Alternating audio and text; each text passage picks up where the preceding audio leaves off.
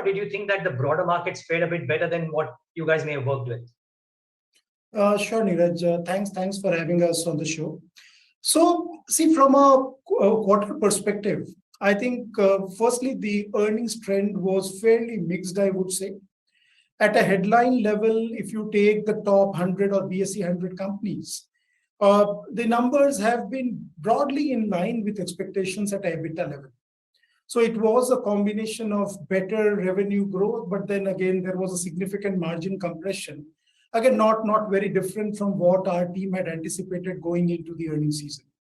So I would say it's broadly in line with earnings. Now, if you kind of go into some of the details, it does feel like that some of the more volatile sectors did drive earnings, and Saurabh is here. He can talk about energy later. But that, I think analysts were expecting high losses in OMCs, and those numbers came in slightly better and so on. So all of that helped reported earnings.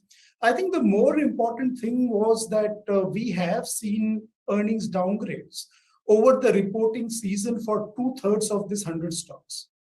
Okay, so while the earnings downgrades are not very big, at an aggregate level, the downward revision in Nifty earnings is 3-4%, depending on whose numbers you see, ours or consensus. But 2/3 of these stocks have seen downgrades. So I would argue that broadly in line, maybe qualitatively a little short. But again, this kind of misses and beats are very usual with quarters. They are not really that significant to call out. Which prompts you, Surendra, I presume, to bring about the slight change in the index valuations or index numbers that you put out very recently, yesterday or today, I presume, for FY23.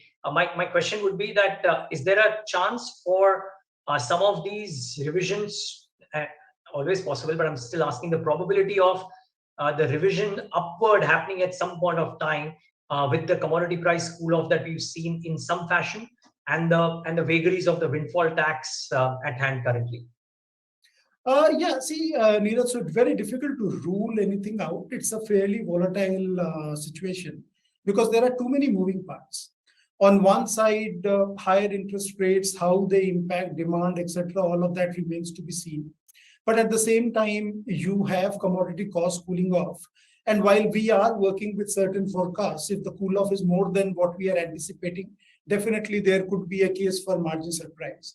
Particularly in a lot of industries, corporates have taken price hikes, and those price hikes may take time to be rolled off, right? It may only happen gradually, thereby providing some kind of a margin boost in the interim.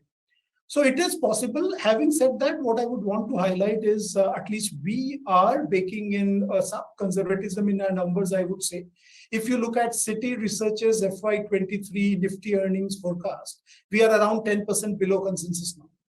So we are baking in some amount of conservatism. But at a market level, I think it's difficult to see upgrades, right? The consensus is still building in fairly decent EPS growth numbers. So I really see that getting upgraded looks a bit difficult.